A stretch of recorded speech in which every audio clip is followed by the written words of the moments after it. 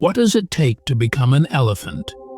In the cool light before dawn, a newborn calf presses against its mother's side, ears folded like soft sails. The herd moves with practiced rhythm, an ancient choreography of guidance and protection.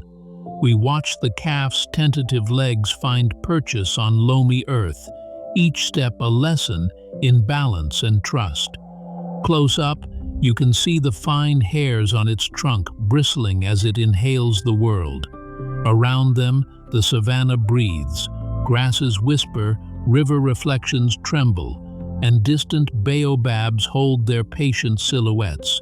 Scene setting begins with the herd's social map, matriarch at the center, older females forming a living fence.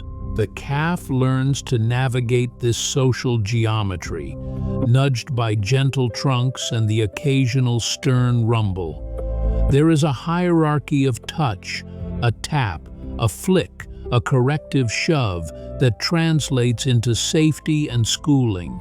We observe maternal behavior, nursing, shielding, and the constant tactile tutoring that shapes calf confidence. These interactions are not random, they are a cultural curriculum passed down through generations. In the first months, milk remains vital, but curiosity drives the calf toward the world. It mouths leaves and learns the taste of different grasses. Scientists note this exploratory feeding as the start of dietary learning, where texture and scent inform future foraging choices. Calves experiment with water, spraying themselves clumsily, and then with growing dexterity. Their trunks, at first ungainly, become precise tools, siphoning water, plucking single blades of grass, and delicately peeling fruit. Observation reveals play as essential practice. Calves wrestle with siblings, chase warthogs, and charge at dust clouds for no reason other than joy.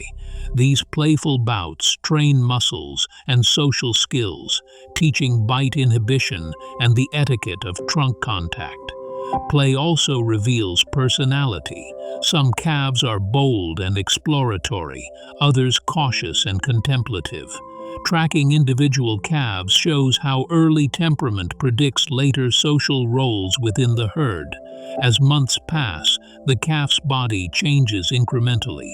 Skin thickens, tusk buds emerge as faint nodules under tender flesh, and a stubborn layer of mud becomes a patchwork armor against insects and sun. Seasonal cycles shape growth. The wet season offers rich forage and rapid weight gain, while the dry months demand resourcefulness and endurance. Ecologists measure growth not only in kilograms, but in behavioral milestones: first long-distance walk, first independent foraging, first avoidance of predators. Insight comes when we connect those milestones to survival. Calves that remain near the matriarch through droughts have higher survival rates, benefiting from her knowledge of hidden water and nutritious browse. The matriarch's memory, decades deep, becomes a living map for the young. This intergenerational knowledge underscores the herd's cooperative logic. Calves are raised not by a single mother, but by a network that teaches, defends, and mourns. Predation and risk teach caution. Lions will test the herd's resolve. Hyenas circle opportunistically, and the landscape itself can be treacherous. We watch as the calf learns the language of alarm. A low-frequency rumble, a sudden stamping of feet, synchronized movement toward denser cover. Those early responses, rehearsed under the matriarch's eye, become automatic strategies for later life. Human influence cannot be ignored. In some ranges, young elephants encounter snares, trucks, and the hum of distant farms. Conservationists document how habituation to humans or the opposite trauma from conflict alters calf development. Community-led programs that secure corridors and reduce retaliatory killings allow calves to experience a natural learning environment.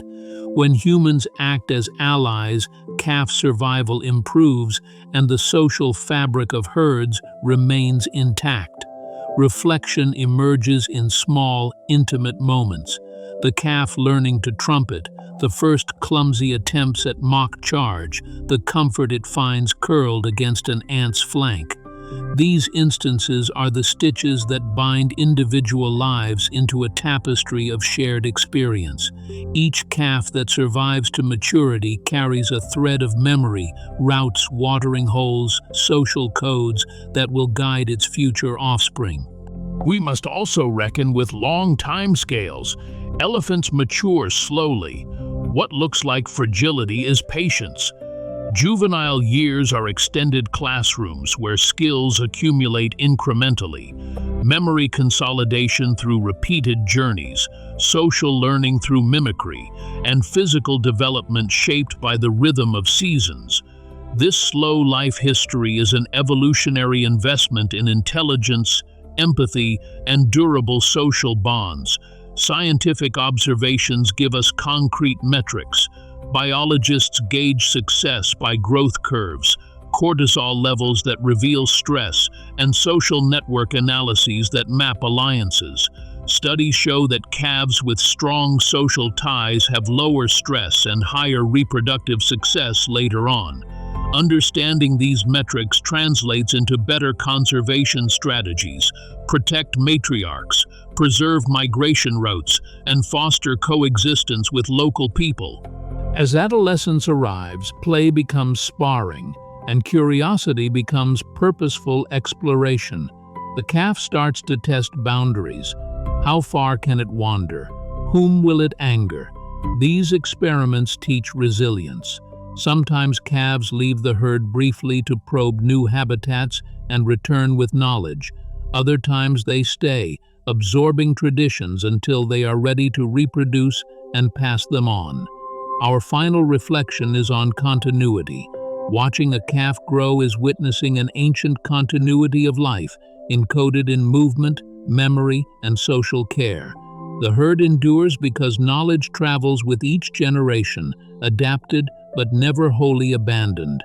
Protecting these lives is not only an ethical duty, but a conservation imperative. The matriarchs, mothers, and playful calves are the keepers of landscapes. In closing, the calf's journey from wobbling newcomer to assured adolescent is a story of guidance, learning, risk, and resilience. It is a reminder that growth takes time, community, and the quiet insistence of elders. If we choose to protect the places where this learning happens, we safeguard more than a species. We protect a library of ecological wisdom. Subscribe for more immersive wildlife stories and behind-the-scenes nature footage.